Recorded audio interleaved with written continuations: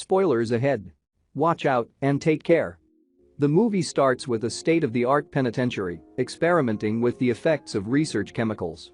The test subjects, technically prisoners of the state, are volunteers for the project, aiming to reduce their sentence time. The program is overseen by the sympathetic and hospitable Steve Abnesti, along with his assistant Mark. The prisoners have their rooms, do chores, and are free to roam without guard supervision. The subjects go through daily test runs of various drugs, all of which alter their emotions and their perceptions of their surroundings. Then, we see a man named Ray, who has volunteered to be a subject for a particular study. The man cannot stop laughing, he is told a joke to trigger his laughter. After that, they even try telling him about one of the greatest tragedies in the world, but the man does not stop laughing. Steve sees him laugh and smiles because their experiment has turned out to be successful. The next day, Steve approaches the Spiderhead Research Center. In the next scene, they are in a boat, and a man with a blindfold is sitting between the two scientists. This prisoner's name is Jeff. After that, we see Jeff coming into a kitchen, and there is a woman there as well, who Jeff acts like he is familiar with. Both of them are criminals, having committed different crimes. Jeff behaves in a peculiar manner, talking and looking at things differently, seeming like he has been influenced by something. Steve stays close to him, observes his movements and words. He looks at a factory and expresses that he loves seeing it. When Jeff is in his room, he reminisces about the good times when he was free. He used to go to parties with his girlfriend, and life used to be good. We then see that one night he was overspeeding and got into an accident. We are then back in the lab. Jeff is ready to be interviewed, and a woman walks in and sits right in front of him. She has an appealing appearance, and Jeff is unable to take his eyes off of her. When Jeff is asked questions, he rates the woman 8 out of 10 for her attractiveness, and when it is the woman's turn, she does not even give him a 5. It turns out that they have been given a love drug. They start feeling something, and their body language feels different. They start getting uncomfortable or too comfortable. The two start feeling things for each other, hence the drug is doing well, as Steve observes sitting close to the two subjects. They even get intimate, as the two are unable to control themselves. However, the effects of the drugs given to them wear off after a while, and now comes the interesting part for the scientist. He wants to see if they still act like two lovebirds, even after the effect has worn off. As Steve observes, they act in the same manner for the next few days. After a while, however, the two do not really seem infatuated towards one another. Now, it is time to conduct another experiment. Steve puts something in Jeff's mob-pack and tells him not to let anyone touch it, otherwise, they could get in trouble. In this experiment, they have brought in a different woman. She is older, and her name is Sarah. They have been injected with the same dose as Jeff and the previous woman Heather. After the talk with Sarah, Jeff ends up sleeping with her as well. Now, he has slept with 2 different women while being influenced by the love drug. It is time for Steve to sit next to him and make some observations. He asks him if he should give Darkenflix to one of the women Jeff slept with. It will be revealed later on what Darkenflix is. Jeff, however, does not choose any woman. We then learn that the substance that was given to the subjects is known as N40, which could very much change the world. They plan on using it to make people love each other.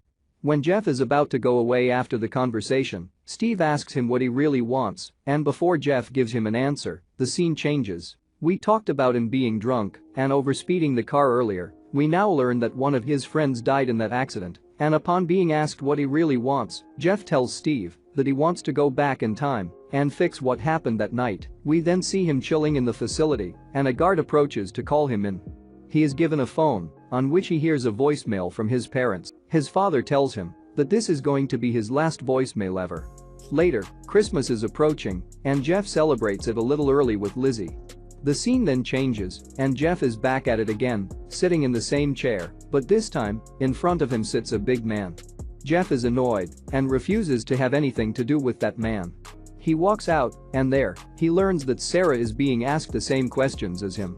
He gets angry and starts yelling, but Steve tells him to shut it down, as he explains that their lives in this place are much easier than the ones in the actual prisons. Jeff realizes that Steve is right and apologizes to him before agreeing with the doctor. That night, we see Steve behaving differently. He is dancing around in the middle of the night, and it is evident in his action that he himself has taken the same drug, N40. The next day, Jeff is sitting with Lizzie and tells her about the Darkenflix. He tells her that if it is given to someone, They are going to feel like they are on fire, in fact even worse than fire. From the way he acts around Lizzie and how he talks to her, it seems like he is attracted to the woman. We then see Steve asking his assistant to inject him with a double dose of one of the drugs. The man tells him to be careful, but Steve orders him to go on. In the meantime, Jeff arrives there. Steve asks him about the women again, asking if he should give them Darkenflix, and Jeff again makes it clear that he does not feel anything for them. Well, they give some Darkenflix to Heather. As Steve observes her, we see her acting as if she is actually on fire. She cannot sit in one place, and it is emotional hell in her brain. Things start getting dangerous for the woman as she gets worse and worse, and we see her banging her head against a wall, throwing things here and there. When she hits her head on the wall, it gets worse as the Darkenflix is overflooded in her system. Heather commits suicide while on the Darkenflix after she damages her Mobipack, the device that administers the drugs. This causes Mark to doubt their work in the facility. Steve is shocked at this. As Steve rushes out of the projection room, he drops his keys.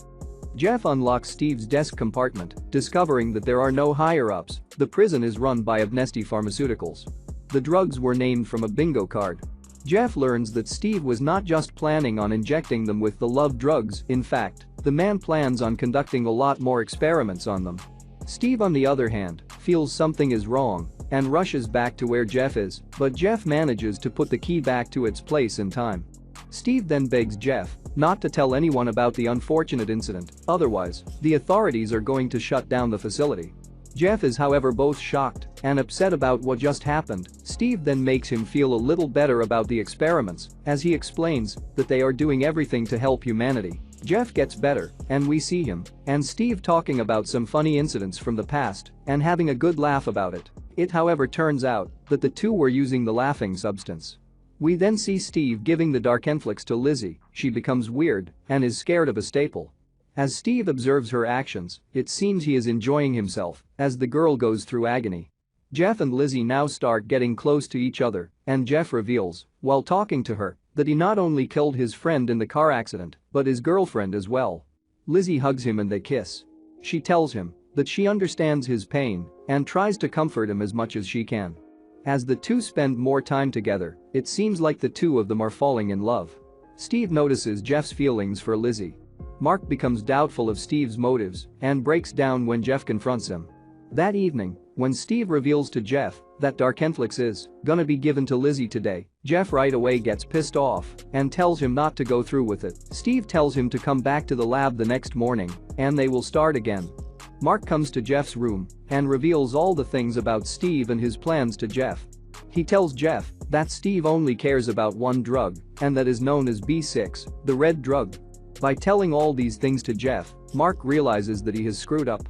The next morning, Jeff is back with Steve. When Steve asks Jeff to administer Darkenflix to Lizzie, Jeff takes control of Steve's Mobipack and forces him to admit that the true goal of the program is to test a compliance drug, B6. The other drugs are merely side projects being used to put B6 to the ultimate test, whether or not they would harm their love when commanded to. The entire time that the inmates had been consenting to the various tests, they had really been under the influence of the obedience drug.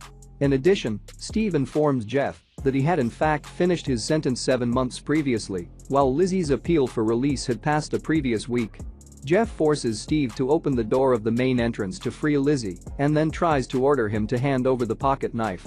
Steve resists and instead takes his phone and enables all 4 vials of Darkenflix in Lizzie's Mobipack, causing her to behave hysterically and attempt suicide. The two fight for control and Jeff is able to disarm Steve, damaging his Mobipack in the process. Jeff rushes to save Lizzie, successfully removes the vials of Darkenflix and tells her he loves her, but Steve gets up and orders the other inmates to apprehend Jeff and Lizzie. They are able to escape from Spiderhead after overpowering some of the other inmates and locking the main door behind them. Mark and the police are now approaching the island as Steve escapes on his float plane, but he joyously crashes into a mountain as he is high off of his damaged Mobipack. Meanwhile, Jeff and Lizzie take the remaining motorboat and escape. The end.